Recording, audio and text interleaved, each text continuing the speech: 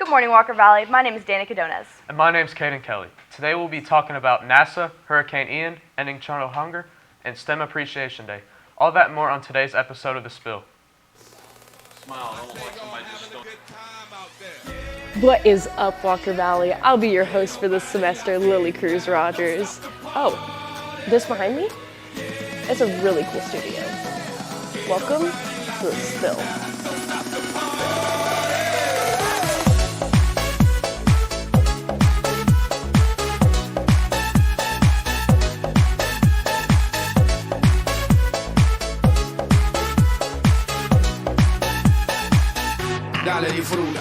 Where have you guys been? Follow me. Gosh, there's more to see. They can't, they won't, they never will stop the party. I say y'all having a good time out there. Yeah, yeah, yeah. Que no pare la fiesta. Don't stop the party. Yeah, yeah, yeah. Shout out to my man E-Dog for making this all possible.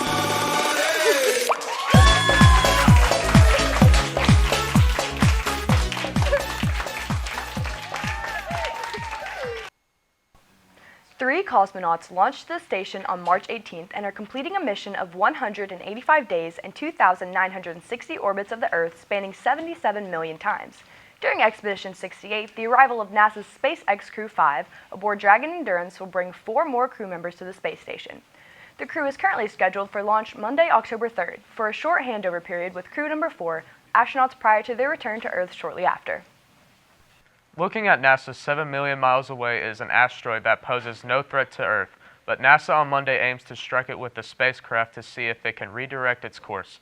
It's called the Double Asteroid Redirection Test, or DART, a mission that NASA Administration Bill Nelson calls a giant step in planetary defense. As Hurricane Ian continues toward Florida, Cuba is facing a total blackout after the hurricane barreled throughout most of the country. One of 2 of Cuba's main power plants experienced a 2 collapse and could not be turned on after the storm. A lot of Cuban residents are facing severe damage to their homes now that the storm has passed for them. Now, as the hurricane approaches Florida, severe flooding has been the main concern for meteorologists tracking this storm. Once again, we wish all of the luck to the people in Florida battling this hurricane. President Joe Biden is hosting a conference Wednesday on hunger, nutrition, and health, the first by the White House since the Nixon administration sought to expand food stamps and improve other major nutrition programs in 1969. The Biden administration has called on Congress to reinstate child tax credit and is counting on a variety of partnerships to help fund its ambitious goal of ending world hunger in America by 2030. Have you ever had trouble falling asleep? Well, a hillside in rural Sussex, New Jersey found a field full of fluffy farm animals, a sleep dome. It is offering the chance to doze off counting real sheep. The small glamping outfit created by the Sleep Sanctuary will host 2 guests and feature a luxurious double bed with views of idyllic surroundings from all angles. The dome was created after a poll of 2,000 adults found 44% have struggled to get to sleep this year. So if you need any help getting to sleep, maybe try counting real sheep next time. Now on to Thomas Robinson with sports.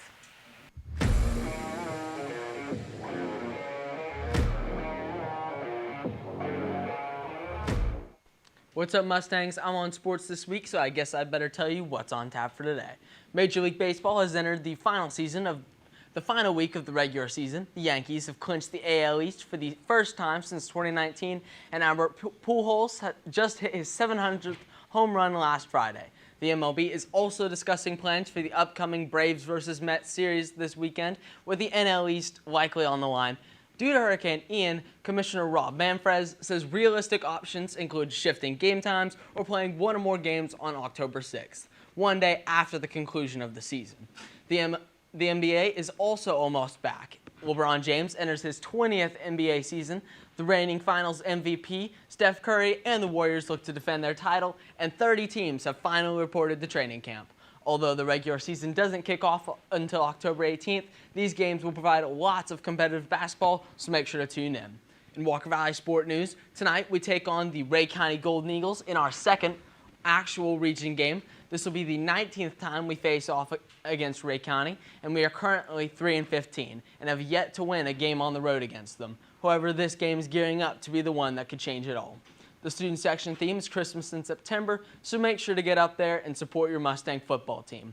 Moving on to fall break sports, JV soccer and freshman volleyball both start their tournaments on Saturday. Moving on to Monday, all of freshman volleyball start their district tournament.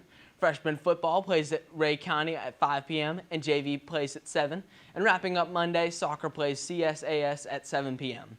On Tuesday, volleyball has day 2 of their tournament. Wednesday, golf starts their state tournament, and volleyball has day 3 of their district tournament. On Thursday, golf has day 2 of their state tournament, with volleyball hitting the second to last day of districts, and soccer plays East Hamilton at 6 p.m. Then on Friday, we have no football standings in action due to their bye week. However, golf and volleyball wrap up their tournaments that day as well.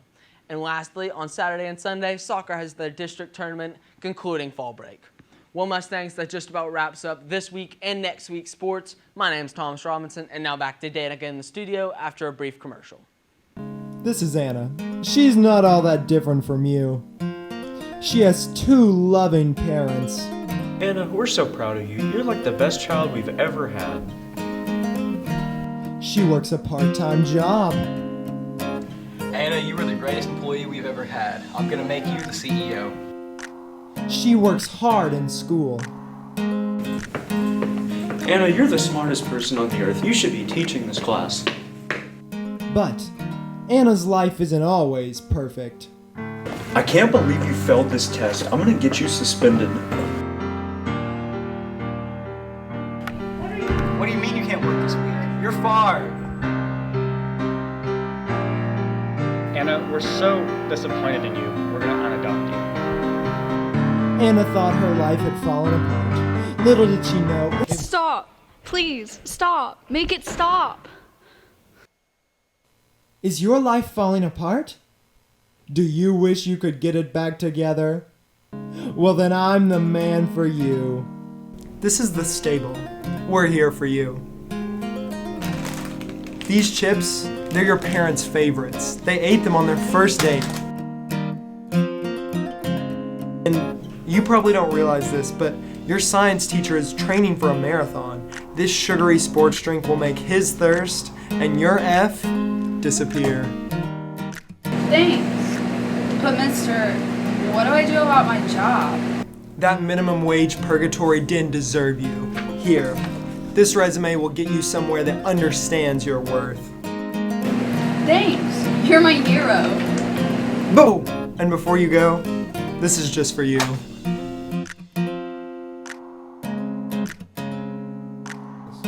The stable is located upstairs, between Freshman and MBA Hall, to the left of the Media Center. We've got snacks, drinks, and anything else you might need to get through the school day. Your life won't always be stable, but the stable will always be in your life.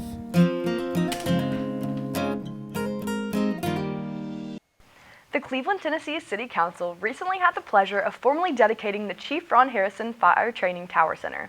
Chief Harrison retired with over 25 years of service, including leading the department to its first ISO 2, placing CFD among the top 5% of departments nationwide.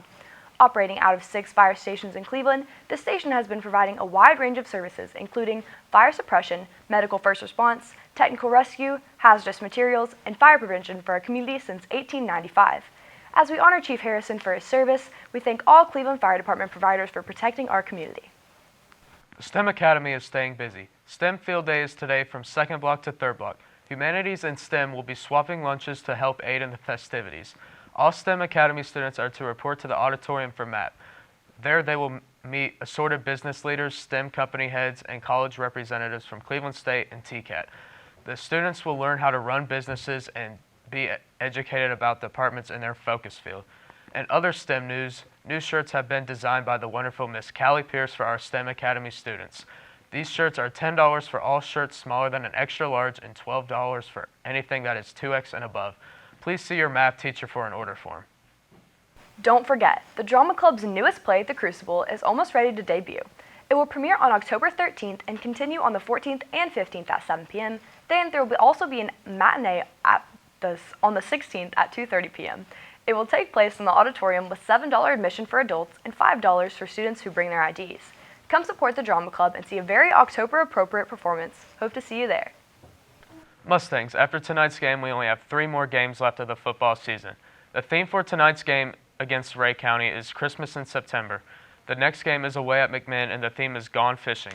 After that is the Pink Out game against Upperman here at the Valley, and our last game of the season is against Howard, and the theme will be Jersey Night.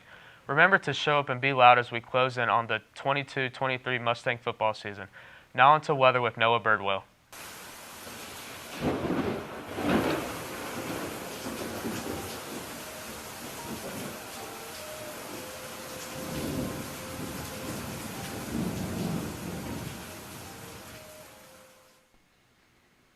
Today is September 30th, and today will be partly cloudy with a 13% chance of precipitation with a high of 73 and a low of 55. On Saturday, it will be raining with a 79% chance of precipitation with a high of 65 and a low of 54. And on Sunday, it will be partly cloudy with a 24% chance of precipitation with a high of 67 and a low of 53. Today in Rio de Janeiro, it will be raining with a 50% chance of precipitation with a high of 70 and a low of 66. On Saturday, it will be raining with a 90% chance of precipitation with a high of 76 and a low of 68. And on Sunday, it will be partly cloudy with a 20% chance of precipitation with a high of 72 and a low of 68. Now, on to music review with Lily Cruz Rogers and Danica Donez. I'm a Smith hater. Hate him.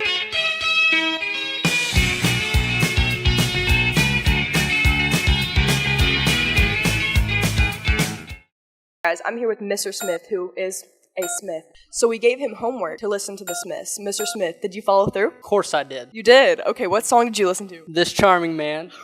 Alright, how does it go?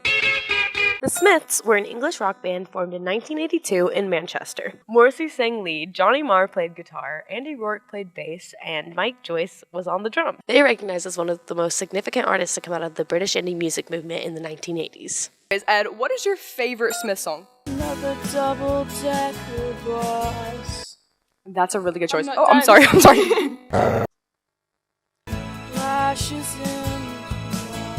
What's a good Smith song? How did you feel about the lead singer's voice? Changed my life. I've been a different man ever since. And this is how we know that he's lying. Have you ever heard of Morrissey? I'm gonna play you his voice. Yeah, I didn't say it changed it for the good. The Smiths ended up signing to the independent label Rough Trade Records and released their first album, The Smiths.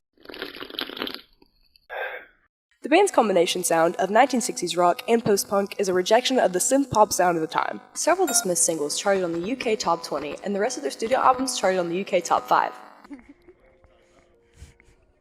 Do you listen to the Smiths? No. That sucks.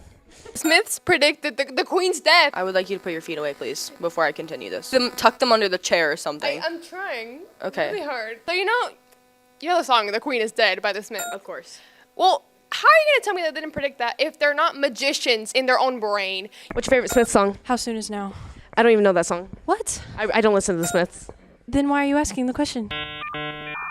Cut the camera. May of 1982 was an important month for the band.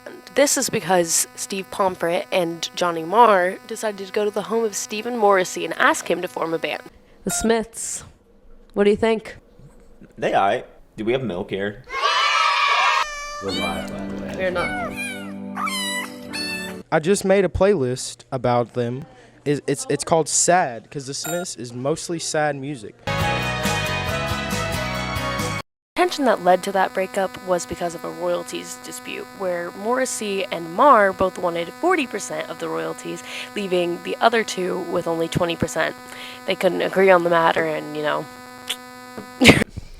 What's your favorite Smiths song? That's a hard question. There's so many just great, phenomenal songs. I personally think my favorite is probably going to be What Difference Does It Make off of I first heard it in the car radio, and I thought that they were just a very interesting band.